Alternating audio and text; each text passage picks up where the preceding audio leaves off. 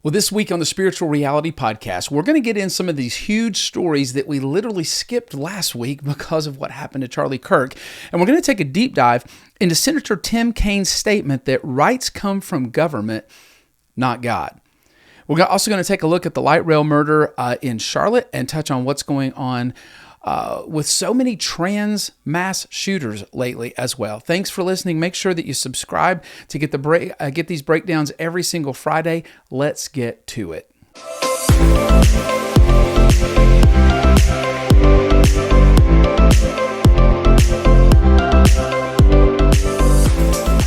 Okay, a couple of big stories that were 2 weeks ago now that I really want to get to. First of all, I want to touch on the murder that happened in Charlotte. It is just unbelievably tragic for so many reasons. This young lady escaped from her war-torn home in Ukraine to come here and hopefully have a better life, but it turns out that she was safer in the middle of a war zone than she was in a large American city. Our big cities are just not dealing with crime the way that they should.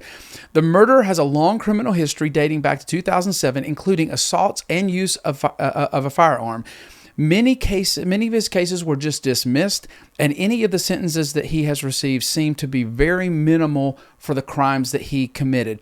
This makes a lot of sense when you look at the Mecklenburg County's DA, who seems to be known to be very, very progressive. Now, we talked about this before, but the Bible is very clear that when justice is not carried out on the offender, it disheartens the culture. And in Romans 13, it says that the government should be a terror to those who do wrong. In addition, the Bible is very, very clear that we shouldn't show favoritism in any situation. And so when it comes to enforcing laws, it shouldn't matter what a person's race is or what their background was or what they've been through.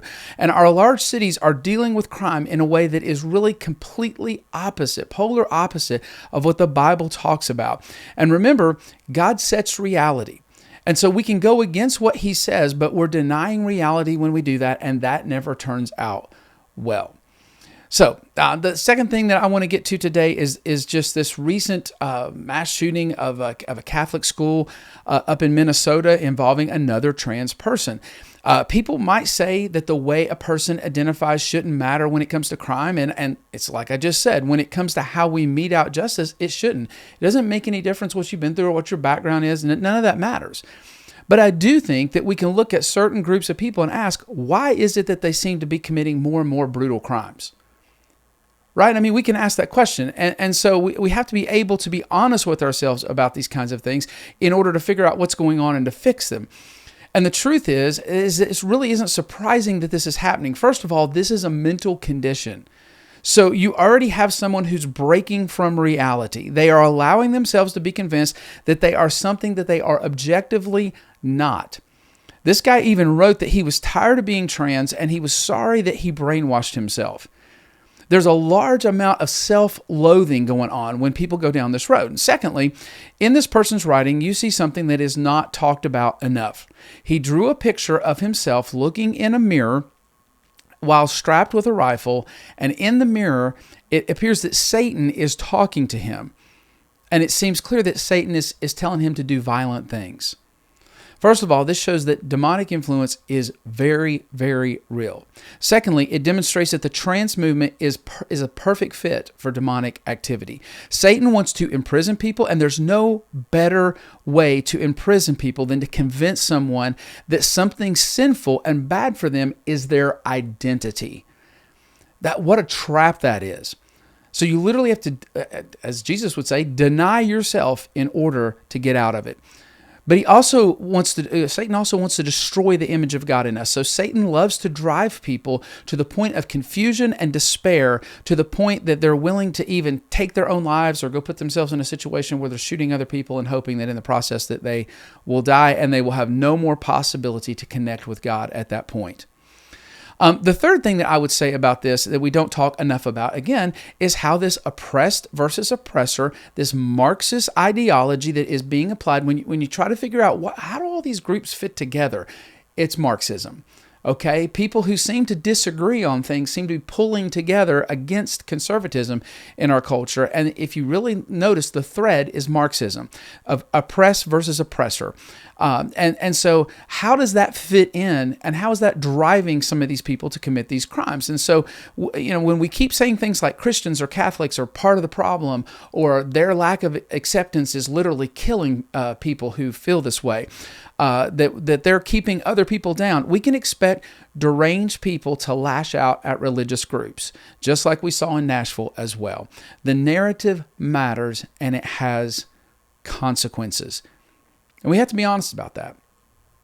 Okay, let's get to our main topic this week. Last week in a confirmation hearing, or 2 weeks ago, in a confirmation hearing for Assistant Secretary of State Tim Kaine took exception to the nominee, saying this: all men are created equal because our rights come from God, our Creator, not from our laws, not from our governments.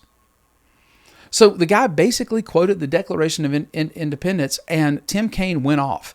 Kaine said the notion that rights come from laws and or don't come from laws and don't come from government, but come from the Creator, that's what the Iranian government believes, he said. He went on to say it's a theocratic regime that bases its rule on Shia law and targets Sunnis, Baha'is, Jews, Christians, and other religious minorities. They do it because they believe that they understand what natural rights are from their Creator. So the statement that our rights do not come from our laws or governments is extremely troubling, he said. So basically, he's saying that if we talk like this and say our rights come from God, we are just the same as this dictatorial theocracy in the Middle East. Now, first of all, he's just wrong when it comes to how we were established as a country. Whether he likes it or not, we were established as a nation that recognizes our rights come from God, not the government. In fact, it was the founders' intention that any form of government that didn't recognize and protect those God-given rights would be replaced. They wrote in the Declaration of Independence, we hold these truths to be self-evident, that all men are created equal, that they are endowed by their Creator with certain unalienable rights, that among these are life, liberty, and the pursuit of happiness.